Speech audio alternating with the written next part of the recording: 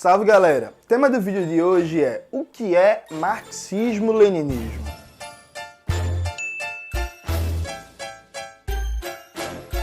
Antes de começar propriamente o tema do vídeo do canal, como sempre, quero muito agradecer a você que ajuda a manter e melhorar o nosso canal a partir do Apoia-se.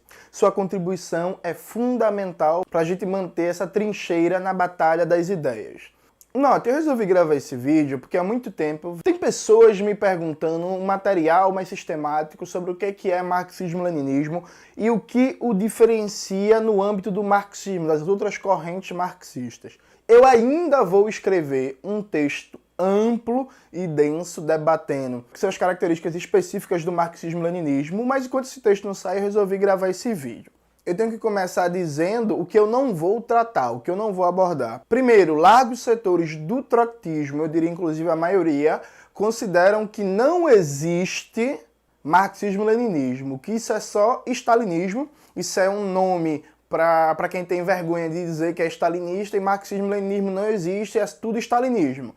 Eu não vou entrar num argumento dessas pessoas, eu não vou debater isso, porque é isso.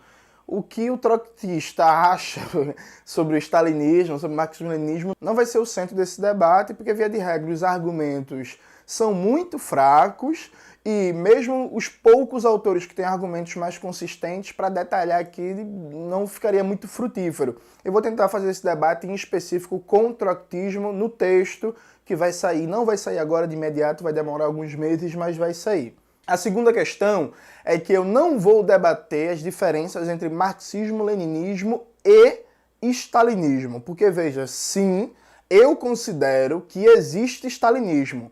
Aqui várias pessoas no Twitter vão reclamar, vão me chamar de revisionista, vão falar um bocado de coisa, mas paciência, eu considero que existe sim uma leitura stalinista do marxismo e do marxismo-leninismo em particular. Marxismo-leninismo não é sinônimo de stalinismo, mas existe uma leitura stalinista do marxismo-leninismo. Não vou debater aqui quais são as características dessa leitura.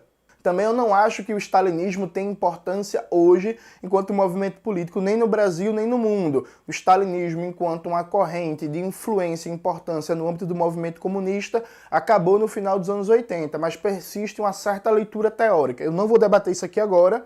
Eu pretendo não só debater nesse texto, como também debater em outro vídeo do canal sobre o que é stalinismo. Então vai ter um vídeo específico para debater isso, porque o tema é muito longo, e em vez de falar aqui de maneira superficial, eu prefiro ter um vídeo específico para tratar desse tema.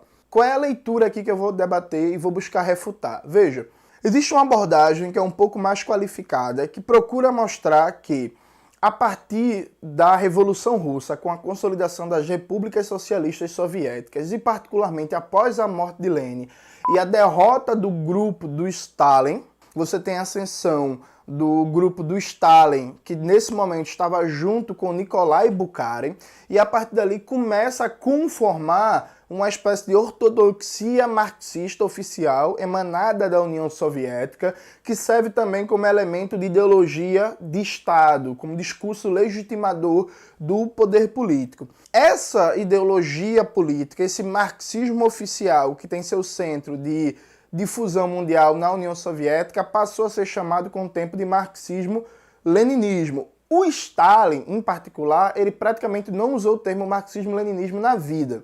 Ele usou, e aqui tem uma divergência entre os pesquisadores, alguns falam que o Stalin só usou o termo marxismo-leninismo 2 ou 3 vezes, outros falam 5, outros falam 6. O consenso é que o Stalin preferiu o termo leninismo, e o termo marxismo-leninismo passou a ser usado com mais constância nos documentos partidários e das universidades soviéticas, e depois ganhou o mundo, depois se espalhou, passou a ser usado quase que universalmente. Eu também não vou fazer o debate sobre a origem histórica do termo marxista-leninista, porque eu defendo que esse termo surgiu na América Latina, antes de na União Soviética. Mas esse ponto não é importante. O que é central?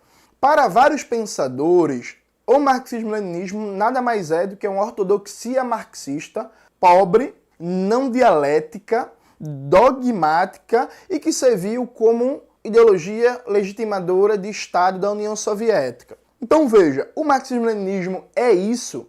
Ele é também. existia uma produção marxista na União Soviética, uma produção oficial, uma linha oficial de produção marxista, e um discurso legitimador de Estado marxista-leninista, o que não é estranho, porque todo Estado tem o seu discurso de legitimação, de criar consenso para as bases do poder político. Só que o marxismo-leninismo não é só isso. E aqui a gente vai entrar agora nos argumentos. Primeiro, os que defendem que marxismo-leninismo é só uma ideologia de Estado soviética e, consequentemente, o mesmo que stalinismo, eles têm uma grande dificuldade, que é provar que todos os pensadores e pensadoras na história que falaram, ou que falam ainda hoje, de marxismo-leninismo, têm o mesmo marxismo que o marxismo da União Soviética, tem um marxismo soviético. Aqui eu abro parêntese, eu acho problemático falar em marxismo soviético, como se o marxismo da União Soviética fosse uma coisa única, não existisse disputas, não existisse debates, não existissem vertentes múltiplas. Isso está muito associado, inclusive, à teoria do totalitarismo, à ideia de algo monolítico, sem fissuras, sem contradições. Eu não acho que é por aí, mas eu também não vou debater em profundidade o marxismo soviético nesse vídeo. Então veja, você que defende que marxismo-leninismo é só stalinismo, é só ideologia de Estado soviético, você tem a difícil tarefa de provar que Vânia Bambirra, que Agustín Cueva, que Fidel Castro, que Che Guevara, que Ho Chi Minh, que Kim Il-sung, que Chun Lai, que Mao Zedong, que Nikos Poulantzas, Liu Yao-tse e tantos... Florestan Fernandes, isso, Florestan Fernandes, o maior sociólogo da história brasileira, que todos eles tinham um marxismo único que era igual ao marxismo soviético. Simplesmente vai ter que provar isso. E veja, eu dei alguns exemplos de autores e autoras que defendiam que eram marxistas-leninistas, que reivindicavam o marxismo-leninismo. Só alguns exemplos. E que diferença existe entre eles, né? Que diferença existe entre o marxismo de Che Guevara e o marxismo de Liu Yao-tse? Entre o marxismo de Agustín Cueva e o marxismo de Mao Zedong? Entre o marxismo de Vânia Bambirra e o marxismo de Ho Chi Minh?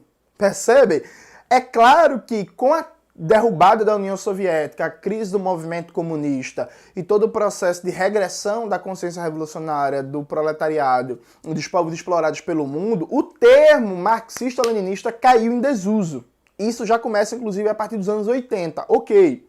Inclusive, vários autores deixaram de falar marxismo-leninismo, como era o caso do Liu Yao-tse, que falava que era um marxista-leninista e depois ele abandonou o termo marxismo-leninismo, embora continuasse destacando a centralidade de Marx, Engels e Lenin como pilares do marxismo revolucionário. Mas veja, todos eles se consideravam marxistas em distintos momentos da sua vida e alguns, inclusive, morreram falando em marxismo-leninismo. Então você tem a difícil tarefa de provar que todos eles eram comungadores do marxismo soviético, da ideologia de Estado soviética. Isso não dá para provar, porque isso é mentira.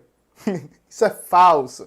E aqui eu não tenho problema de chamar o que é mentira de mentira, sabe? Isso não dá para provar. Aliado a isso, mesmo os partidos que defendiam uma afinidade muito grande com a União Soviética ou que romperam com a União Soviética e continuavam defendendo Stalin, colocavam que o marxismo tinha 4 pilares, Marx, Engels, Lenin e Stalin, como é o caso, por exemplo, do PC chinês na época do Mao Zedong, como é o caso do PC vietnamita, o Vietnã um pouco menos, né? Como é o caso do PC da Coreia do Norte, como é o caso do PC cubano, que depois deixou o Stalin um pouco mais de lado também. Mesmo esses partidos comunistas, que tinham essa relação ou com a União Soviética ou com o Stalin, eles não tinham o marxismo igual ao marxismo soviético. Percebe? É falso dizer que, por exemplo, na época do cisma sino-soviético, da disputa entre União Soviética e China, que os maoístas chineses reivindicavam Stalin mais do que Stalin próprio se reivindicou em vida,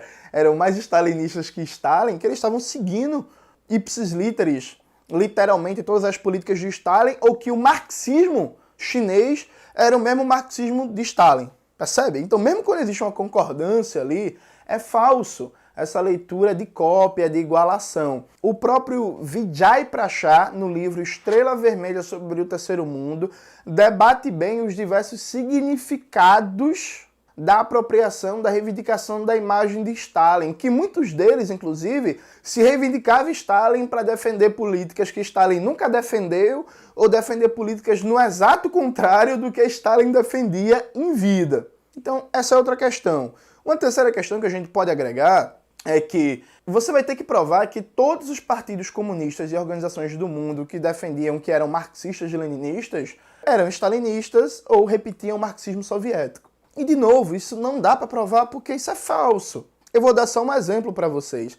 Sabe o famoso, agora cada vez mais famoso, Fred Hamptons, que foi tema do filme O Judas e o Messias Negro, que inclusive ganhou o Oscar, o ator, né? Tá aparecendo a imagem dele aqui no filme. O Fred Hampton, ele falava que era marxista-leninista. Os Panteras Negras tinham várias seções que se reivindicavam marxistas-leninistas. O Fred Hampton, ele era o quê? Stalinista? Ele defendia o marxismo igual ao marxismo soviético?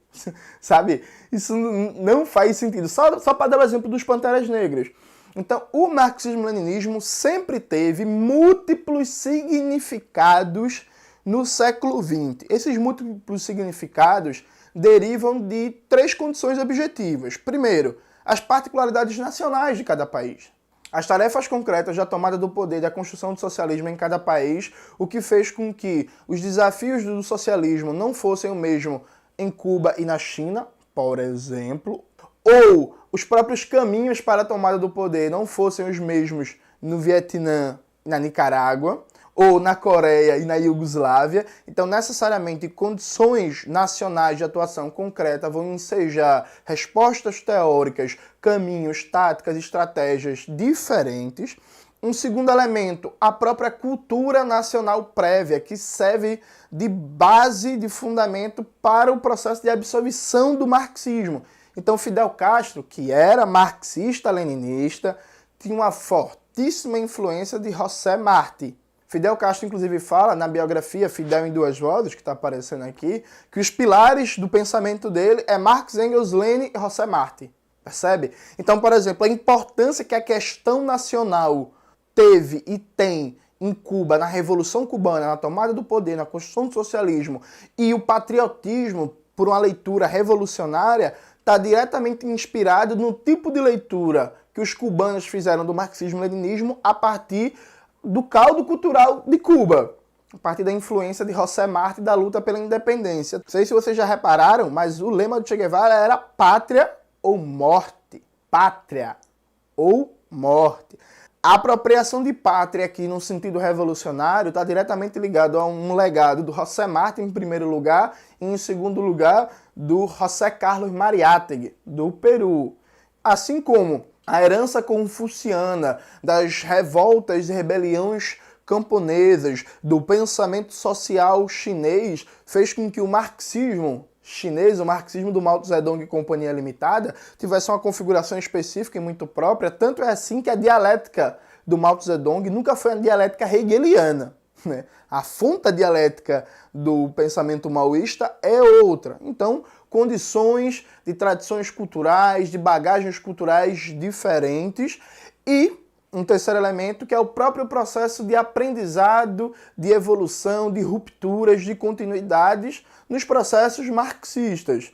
Então, vários elementos que, por exemplo, quando vai se debater a solução para a questão agrária no Vietnã e na China, você já tem a experiência da coletivização forçada na União Soviética, nos seus aspectos bons e ruins. O Mao Zedong, quando ele vai debater a questão camponesa e como resolver a questão da terra na construção do socialismo, ele parte diretamente de uma observação muito acurada do que foi feito de ruim e de bom na União Soviética para não repetir os erros. Mesma coisa o Fidel Castro, que inclusive fala isso diretamente na entrevista que ele deu para o Roda Viva, que está aparecendo aqui. Fidel fala, olha, a gente observou a experiência soviética, a coletivização no campo, os processos de Moscou, como se deu a repressão, a contra-revolução, e a gente decidiu fazer diferente isso e aquilo outro. Então você tem configurações diferentes do marxismo-leninismo. O que é que unifica os diversos marxismos-leninismos na história, tanto ontem como hoje? O que é que faz, o que é que dá o elemento de unidade, por exemplo, na obra de Che Guevara e Thomas Sankara, de Samora Machel e de Fidel Castro, de Vânia Bambirra e de Mao Zedong, por aí vai? Ao meu ver, são alguns elementos. Primeiro, a consideração de que Marx, Engels e Lenin são os pilares fundamentais do marxismo revolucionário. Note, eu falei pilares fundamentais e não os únicos. Nenhum marxista-leninista sério acha que toda a verdade do mundo foi dada por Marx, Engels e Lenin. considera que eles são a base fundamental de toda a construção da teoria revolucionária, que vai se agregando toda a contribuição revolucionária e até contribuições científicas burguesas, do campo burguês, que sejam úteis para a teoria revolucionária. Então, eu sou marxista-leninista, eu considero que Marx, Engels e Lenin formam um pilar do marxismo, mas eu leio, eu gosto de Rosa Luxemburgo, eu leio, eu gosto de Gramsci, que era leninista, que inclusive, enfim, não é nenhum problema. Eu leio, eu gosto de autores, inclusive fora do marxismo-leninismo, como o caso do Lucien Goldman, que tem uma perspectiva diferente. Ou até o caso do Kevin B. Anderson, que é um marxista humanista, em muitos aspectos contrário a elementos fundamentais da obra leninista. Então veja, não tem problema nenhum, mas esse é o primeiro aspecto fundamental. O segundo, a compreensão de que a revolução proletária passa necessariamente por a construção de uma organização revolucionária de acordo com os princípios básicos formulados por Lenin. Esses princípios básicos eu vou só enumerar, não vai dar para tratar nesse vídeo. Então, um partido com centralismo democrático, um partido que opere dentro de uma concepção de vanguarda, um partido que tem a capacidade de fazer atuação legal e ilegal, um partido que trabalha com quadros profissionalizados, um partido que entenda a importância e a centralidade da teoria revolucionária na luta política e econômica, um partido que opere a partir de um planejamento, de uma planificação das atividades, entendendo que a política deve passar por um processo de planejamento e não ser o que Lenin chamava de uma política artesanal, e um partido que dá grande importância para agitação e propaganda como elemento de direção das massas no sentido da tomada do poder, de educação política e de unificação do próprio aparelho do partido. Esses são os elementos fundamentais. A forma como esses princípios organizativos dados por Lenin se materializam em cada país guardam uma diversidade institucional gigantesca. Então o Partido Comunista Chinês não é igual ao Partido Comunista Cubano, que não é igual ao Partido Comunista Grego, que não é igual ao Partido Comunista Brasileiro, e por aí vai. Mas todos eles têm, a partir de Lenin, sua inspiração fundamental para construir sua concepção organizativa de operador político revolucionário. Inclusive, abra aqui até um parênteses, veja, a teoria da organização de Lenin não é só o livro que fazer, viu? Isso aqui é importante. É um livro fundamental no debate de Lenin sobre a organização revolucionária, mas, por exemplo, o Lavra a Palavra está lançando agora uma coletânea com textos de Lenin sobre o centralismo democrático que tem mais de 300 páginas e não é o que fazer, percebem? Então, assim, tem muita coisa, muita reflexão de Lenin, inclusive o livro está aparecendo aqui, recomendo muito vocês comprarem. Terceiro elemento, a centralidade da política anti-imperialista e anticolonial. Aí alguém pode me perguntar aqui, mas Jones, todo marxismo não defende o anti-imperialismo e o anticolonialismo? De boca sim, na prática nem sempre. Percebe? Na prática, nem sempre. Na prática, você tem marxistas apoiando, por exemplo, a invasão da Síria, invasão da Líbia. Você teve marxistas no Brasil apoiando o golpe fascista na Ucrânia. Você tem marxistas que não querem, por exemplo, defender a soberania nacional da Venezuela contra os ataques do imperialismo, porque Maduro é autoritário. Por aí vai.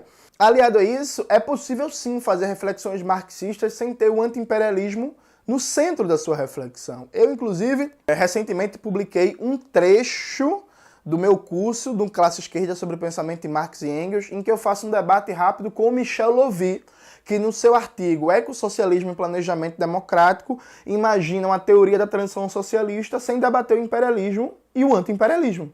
O videozinho está aparecendo aqui, tem 5 minutos, eu não vou repetir os argumentos, recomendo que vocês parem aqui e vejam esse videozinho. É um simples exemplo de como é possível para o Lovy pensar uma teoria da transição socialista sem debater o anti-imperialismo. Para nós marxistas-leninistas não é possível debater nenhum tema sem uma forte perspectiva anti-imperialista e anticolonial. Foi por isso que, por exemplo, eu gravei o vídeo no meu canal Imperialismo Ecológico, Dependência e o Anzol da Direita, que deu muita polêmica, muita gritaria e por aí vai. Quarto elemento é a centralidade da teoria revolucionária na ação político-revolucionária. Veja, um marxista-leninista, ele entende que a teoria revolucionária, ela é produzida pela organização revolucionária, pela sua vanguarda mais avançada, mas não produzida de maneira acadêmica. Produzida enquanto pesquisa teórica, mas na prática política, em que a vanguarda vai estar em constante contato e inter-relação com o conjunto da massa proletária, levando a teoria revolucionária para essa massa proletária, mas aprendendo com essa massa proletária e corrigindo os próprios desvios de direita ou de esquerda, os desvios pequenos burgueses, que a produção teórico-científica pode ter, dado que o capitalismo ele faz pressão permanente na classe trabalhadora em suas organizações para desvios social-democratas, desvios de direita ou até desvios esquerdistas, né? E também está sempre trabalhando no ecletismo, né? Na ideia de combinar o marxismo com teorias ecléticas e por aí vai. É uma preocupação central do marxismo-leninismo o desenvolvimento da teoria revolucionária, a autonomia política, cultural e ideológica da classe trabalhadora, produzir uma ciência do proletariado. E aqui esse termo pode assustar algumas pessoas. Eu sei que o termo ciência do proletariado não está na moda, mas aí paciência, é isso mesmo, uma ciência do proletariado. O que não significa nenhum tipo de sectarismo, o que não significa nenhum tipo de fechar para contribuições da ciência burguesa ou das produções não marxistas, ou só ler historiadores, sociólogos, economistas marxistas. Nada disso. Eu já falei, inclusive, várias vezes no canal que eu não defendo isso, eu nunca defendi, nunca vou defender a ortodoxia no marxismo de respeito ao método, aos fundamentos teóricos e filosóficos. E o último elemento fundamental do marxismo-leninismo é que ele compreende que as condições para uma revolução, elas não vão surgir aos poucos.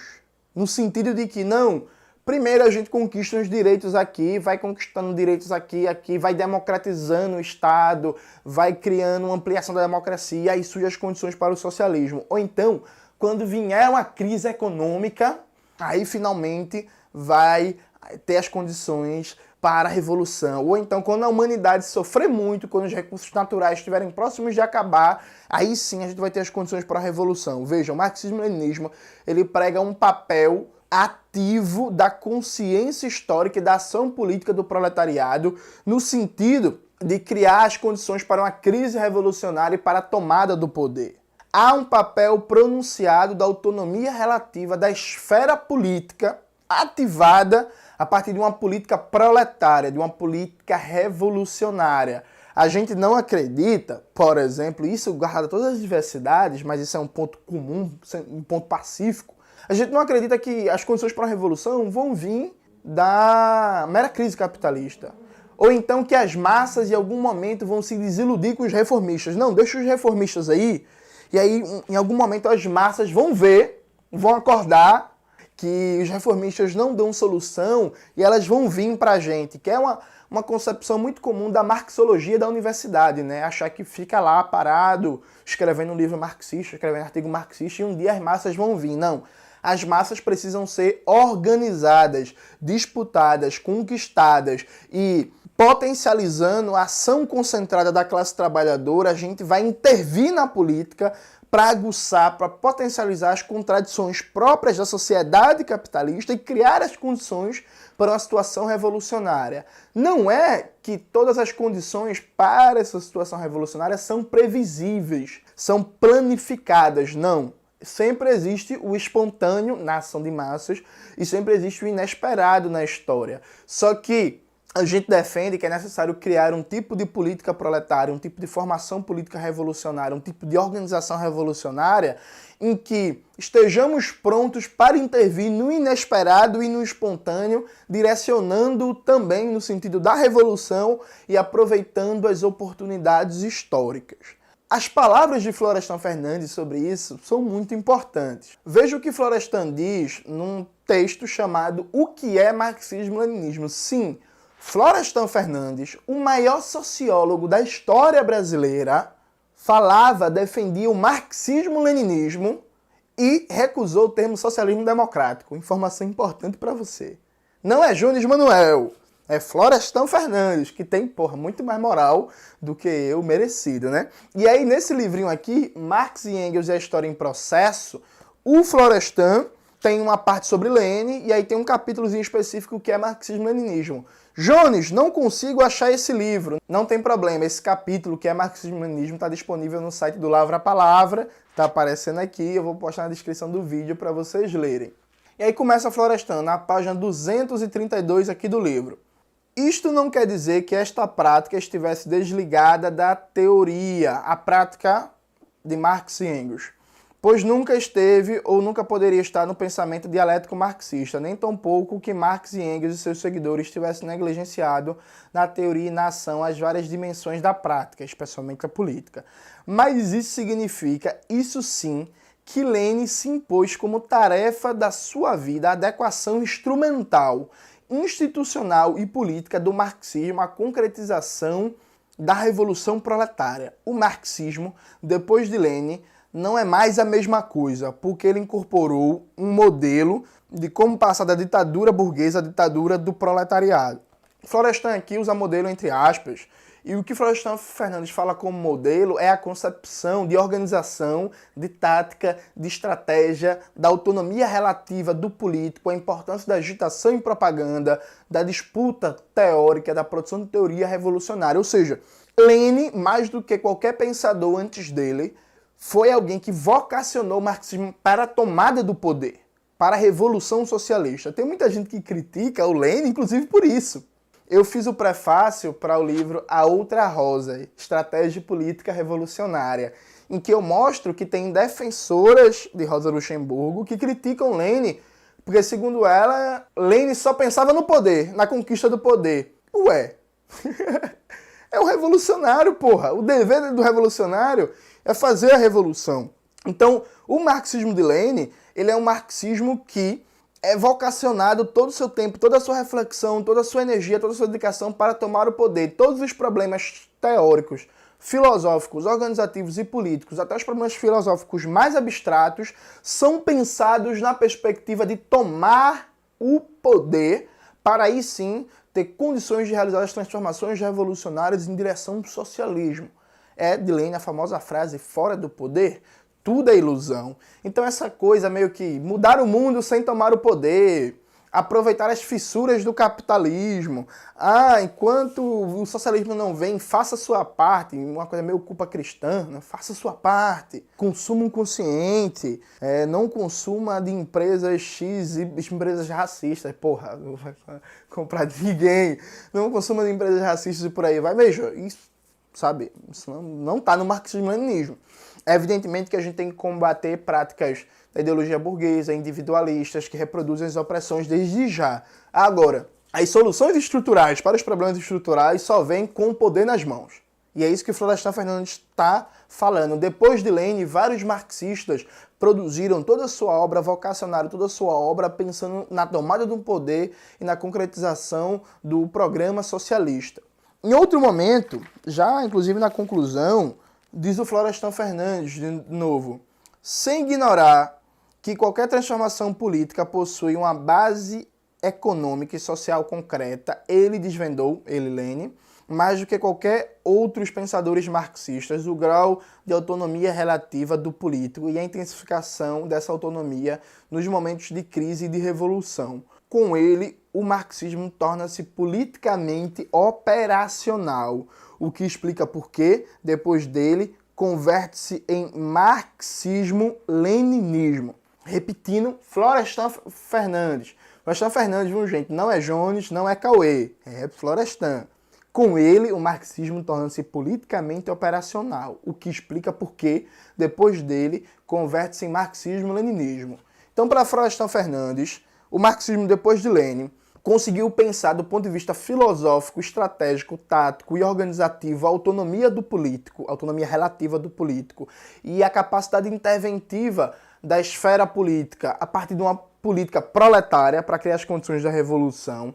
E se desdobra em outra série gigantesca de elementos que eu coloquei aqui. A teoria da organização de Lenin, a importância da teoria revolucionária na disputa do movimento de massas na luta de classe, a centralidade do anti-imperialismo, do anticolonialismo e eu diria do antirracismo, porque Ho Chi Minh, por exemplo, tem um texto fantástico que é Meu Caminho ao Leninismo, que Ho Chi Minh fala que o que levou ele ao marxismo foi o anticolonialismo e o antiimperialismo de Lênin.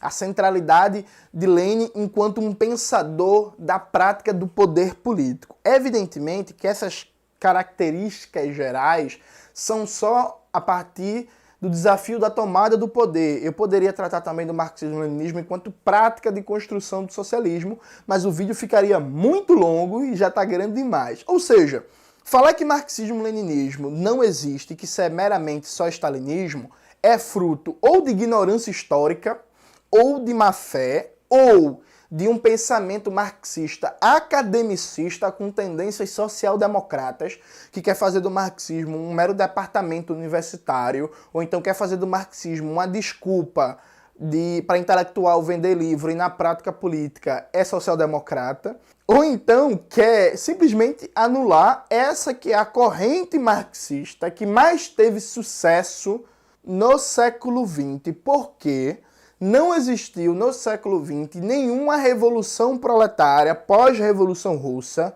separada do marxismo-leninismo, ainda que o marxismo-leninismo não tenha sido a única inspiração teórica, por exemplo, na Revolução Cubana ou na Revolução Coreana. Ela foi a hegemônica.